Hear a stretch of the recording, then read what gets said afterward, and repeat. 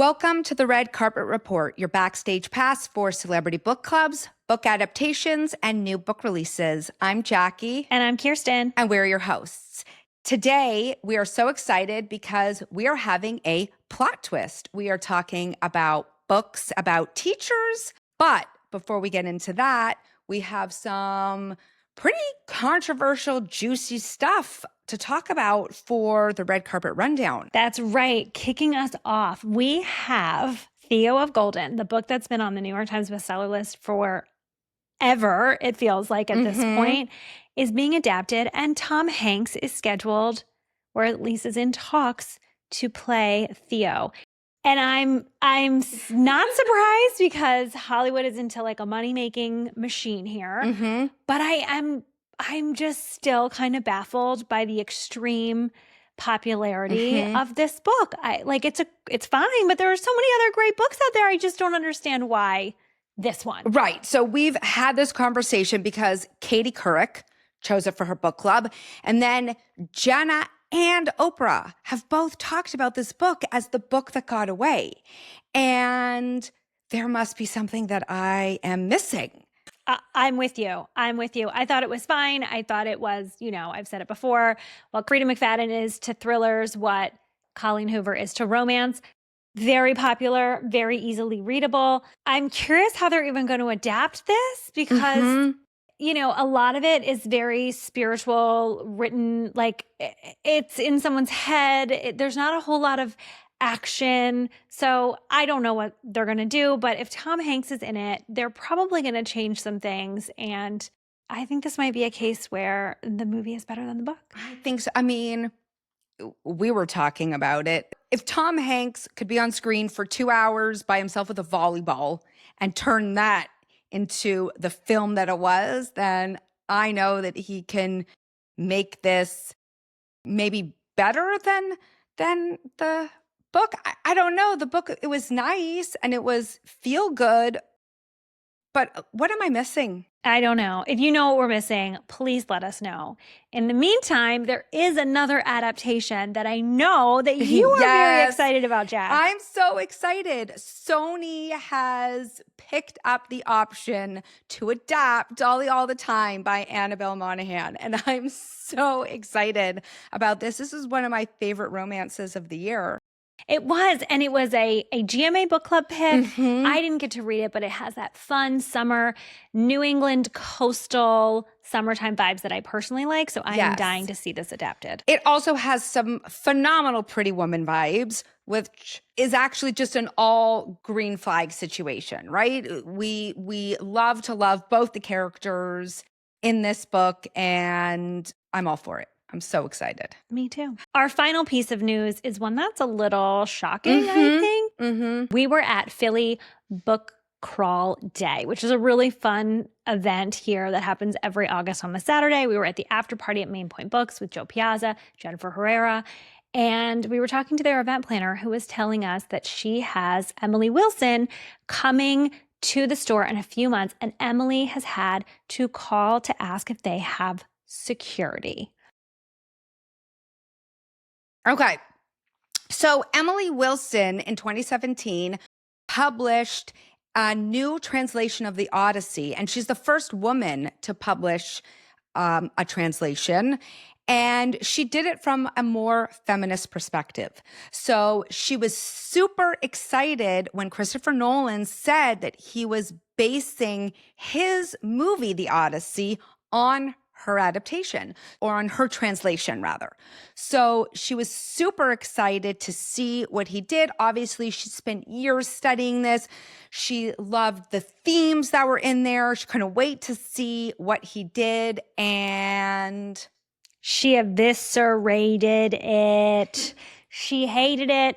She went to town, and after seeing it, I understand where she's coming from. She's a real purist. She really knows the source material, and she wanted this 3-hour plot to go deeper into the characters and their motivation, and it just wasn't that. It was a Christopher Nolan, like loud slam bam kind of movie, and the female characters actually don't get very much screen time at all. Penelope gets the most, but you had some killer cast that like basically were barely on screen. Right. And so for all the reasons that your son left, right? Because it was one big scene after another, which is great. That's the movie that he wanted to make. It's a phenomenal movie. People love it. She did not love it as an adaptation of the Odyssey. And because of that, she's now getting death threats. Which just feels really extreme to me. Like, her evisceration of it in literary circles may be like a big deal, but this movie is still on track to be the #1 grossing R-rated movie of all time. It had a phenomenal weekend. It is smashing records. So it's not like she's picking on the little guy here. She's picking on a major blockbuster, and she's fully entitled to her opinion as someone who is, quite frankly, an expert in this area. Yeah, exactly. If anyone is entitled to not appreciate the way that he adapted it to film, it's her. She's allowed to say whatever she wants. It doesn't affect the bottom line for this movie. It doesn't. And quite frankly, it's just a sad state of affairs when an author is getting criticized for writing an opinion piece and getting death threats for it. So I'm sorry she's going through it. It's really just upsetting. I'm pretty sure she deactivated her Instagram over it. I know there's a button on her website. It's just like, what are we doing? This woman is a college professor. Stop picking on her. Seriously. Everybody's entitled to their opinions. I'd like to know who these people are that have such strong opinions because she didn't like a movie, that they would go to such extreme behavior. As she calls them, misogynistic internet trolls. That's who it is. Actually, that's an interesting segue because our main segment is to talk about books about teachers. And your first pick actually is also an adaptation. That's right, it is. We chose this prompt because it's back to school season, and we had a specific book in mind, which we're so thrilled to say that this author is going to be on the podcast in just a few minutes to talk about it. But you know, it's the season, 'tis the season to get into teachers in literature. There's not a ton of books out there that feature teachers as starring roles, and so we really wanted to highlight these busy working bees that are the backbone of our education system, out there helping our children be the people that they are. These are partners for parents. These are undervalued resources, quite frankly, in the world in general. And so we wanted to shine a little light on teachers.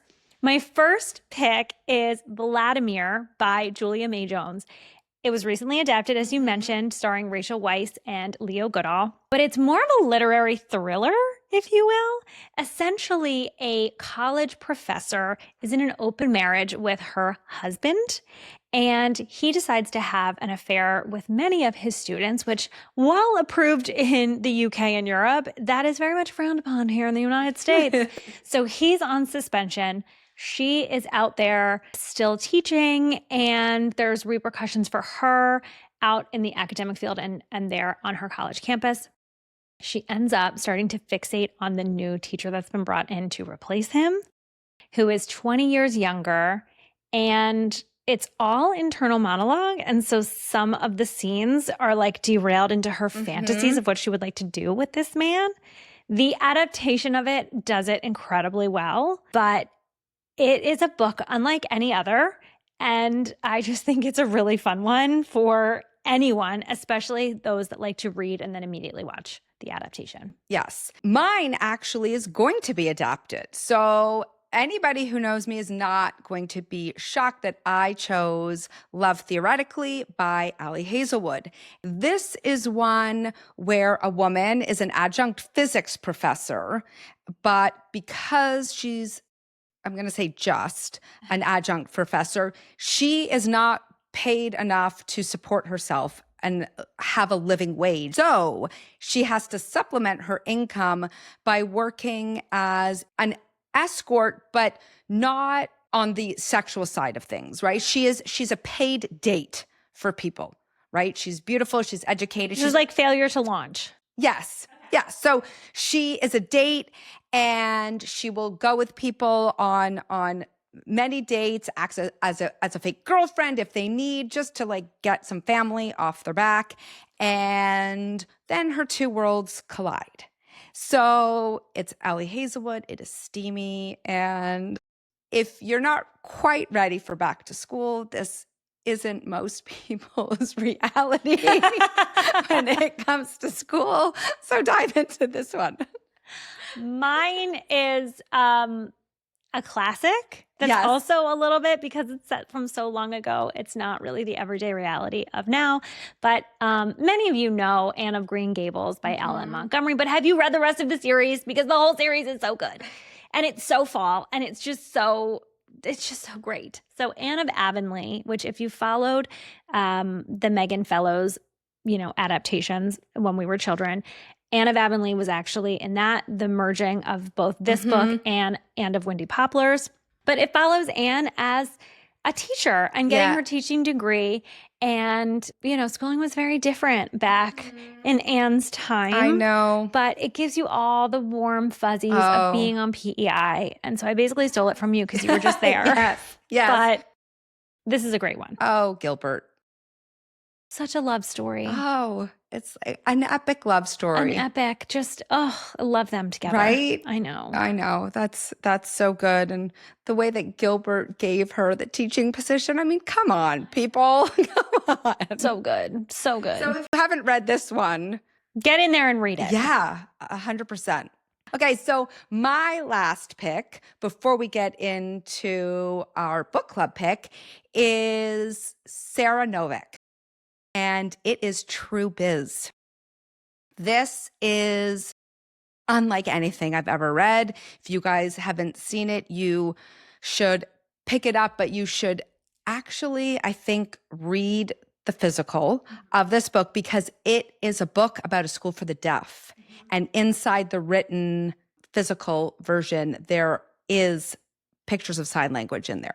Ooh, I forgot about that. Yeah. I mean, this gives a whole new perspective on, a school for the deaf, for deaf culture. And Sarah Novick herself is deaf. So it is really a firsthand account of someone's experience. And it is not something that we really see written about very often. No, we don't. And what I liked about this one is it's told from multiple perspectives. A teacher is one of them, actually the principal of the school, who's like desperately trying to do right by all of her kids and keep the school open and all of that. She's one of them.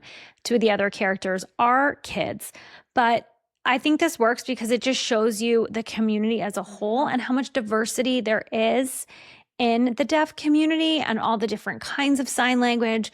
And it's just such a unique perspective. It is mind-opening and so thought-provoking and just an excellent choice. I get why Reese chose this as her book club pick back in 2022. Yeah, it was, I think this was at the height of Reese's out-of-the-box, thought-provoking, fabulous choices. Not that she's not doing that now, but her choices in 2022 were kind of out of the box and above and beyond. So our last book is Jennifer Mathieu, and she is going to be talking to us about her book, Faculty Lounge. We are so excited because we have Jennifer Mathieu with us to talk about her book, The Faculty Lounge. Thank you so much for being here today. I am so excited. It is a treat and a half. I'm just honored that you've asked me to come on. Thank you so much. Well, we absolutely loved your book. And for those people that don't know about it, I'm hoping you can kind of tell us a brief overview of what your book is about. Yeah, so the Faculty Lounge follows a large cast of characters at a big public high school in Houston over the course of one school year. And each chapter focuses on a different adult that works in the school. So we meet teachers, of course, but also administrators, a custodian, the school nurse. We're kind of visiting with each one, in each chapter takes us to a different person. The inciting incident is that a substitute that used to be a teacher at the school, and he returned to sub, and he's well into his 80s, he passes away of natural causes in the faculty lounge. And his last request was that his ashes be spread in the courtyard of this school that had meant so much to him. this kicks off some drama, and that's sort of what takes us through the school year. It's my love letter to every adult who's ever worked in a school. And why is it, our reading challenge prompt is novels about teachers. And why is it that you wanted to talk about teaching and teachers and really put them in at the center place of a book? Because we don't see that very often. Yeah, we don't see it very often. And when we do see it, when we see teachers or people who work in schools portrayed in popular culture, they are usually portrayed as saints, right? So you think of like Stand and Deliver, Lean on Me, Dead Poet Society, Dangerous Minds. Like I can list them for you. And it's like the teacher that just sacrifices their life for their students. And of course, teachers do work hard, but we're human beings. I wanted to portray a world where the people who work at this school, at Baldwin High, are human. They're flawed. They love their jobs. They love what they do. They love their students.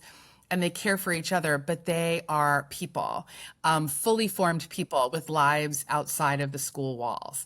And so I wanted to sort of challenge this portrayal of teachers as either like martyrs and saints, or sometimes now they're portrayed as like indoctrinators or groomers. It's like one of two extremes. The teachers I know live in the messy middle. And so that's what I was trying to portray. I love that you did this so much because I'm actually a speech therapist also. Great. And so I worked in schools for years and years.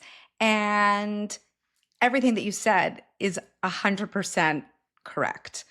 Yes, yes. And I love that term, the messy middle. Yes. Like that is so where we all live our lives. Yes. Right. And That's right. Everything is in extremes these days, but it is that messy middle, that common ground that is just great. And makes it so relatable for anybody reading the book. Right. And I do think there's also and also, first of all, thank you for your service of your years in the school system. So thank you. I know it's not easy.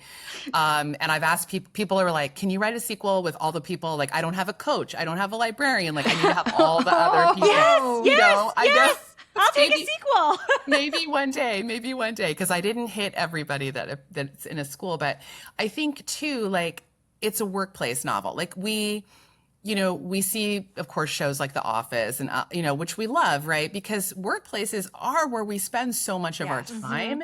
And, of course, a school is a unique workplace, but it is still a workplace. And so I think even folks who have never worked in a school or, the only time they spent in a school was as a student, they haven't been in one in years.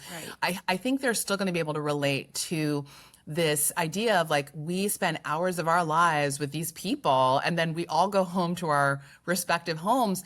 And, we might not be close with them. Like I've worked with folks that I'm not like, I don't even know necessarily like their first name. I just know them as like Ms. Brown or whatever, but like they know me, right? They know me. Like we know each other deeply because of the work we do. Right. So it's kind of an interesting thing, the workplace novel or the workplace television show. And so I think folks that don't work in schools will still get something out of it.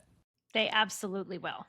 So is there anything you want readers of the book to know before they read it, or anything that you want them specifically to take away? Well, definitely taking away the idea of, people who work in schools are fully flawed humans. The thing I do want to say is that this is not like a tell-all. Like I am still a public school teacher. I still teach 11th grade. And I have had like, people are like colleagues, even students who know I write, they're like, is this real? Like, no.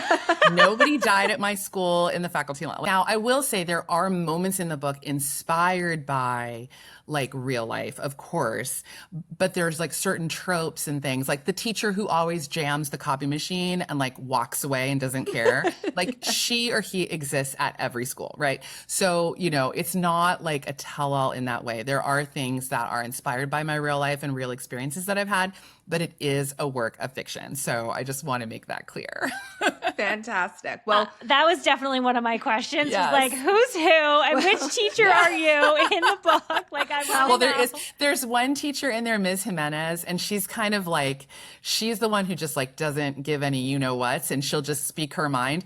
And I did work with a woman that had these tendencies at my last school, a dear woman, and we're friends, but she read the book and she's like, is this me? And I'm like, no.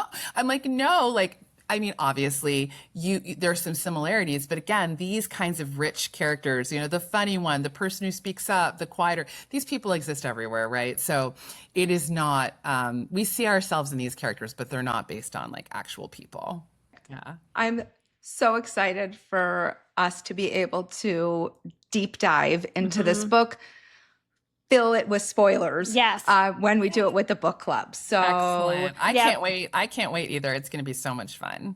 Well, thank you for coming on today. Thank you. Thank you so much for having me. All right. Don't you want to read this book now? Because I'm telling you, it is phenomenal. I absolutely love the perspectives. I absolutely love the storytelling. And I cannot wait to talk to Jennifer and our book club about this one at the end of September. So there is still time for you to join. I will put the link below in the show notes. But now it is time for the bookmark, and it's Jackie's week. I'm so excited because the bookmark this week is Falling from Peachtree Bluff by Kristy Woodson Harvey. And it is number 5 in the Peachtree series. She's coming back to Peachtree. We're so excited. And we actually spoke to Kristy about this book on Instagram on Tuesday. So if you haven't had a chance, you can go over to Instagram. You can check it out. I promise there's no spoilers because it's coming out in a few weeks. But essentially, we are back on Peachtree. This is the first book that she's written there in the fall. So I'm loving the fall vibes of this book. I have to say, if you have not read all the other books in the series, I still think you can read this book and 100% enjoy it. There is so much in this book about family, the relationship between a mother and her daughters, their spouses.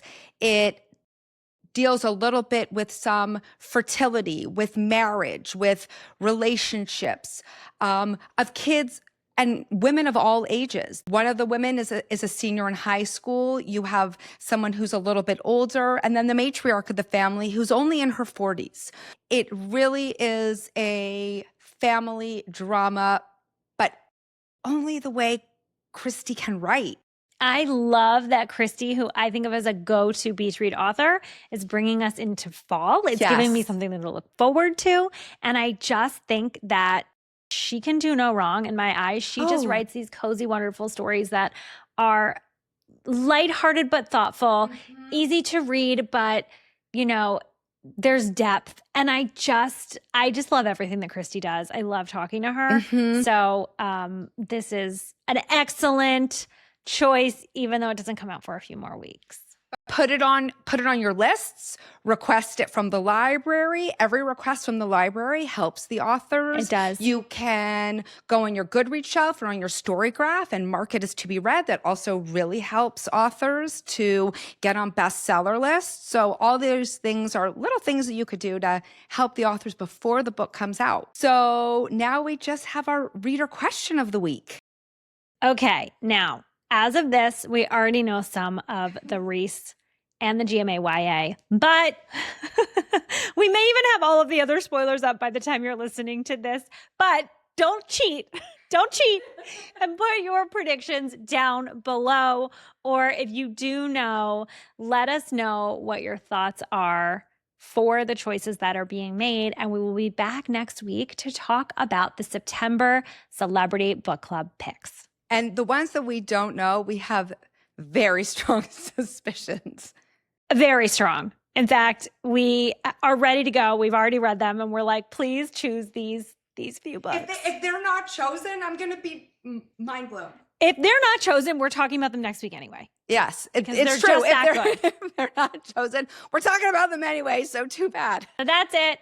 Tune in next week. Like, follow, and subscribe. And happy reading.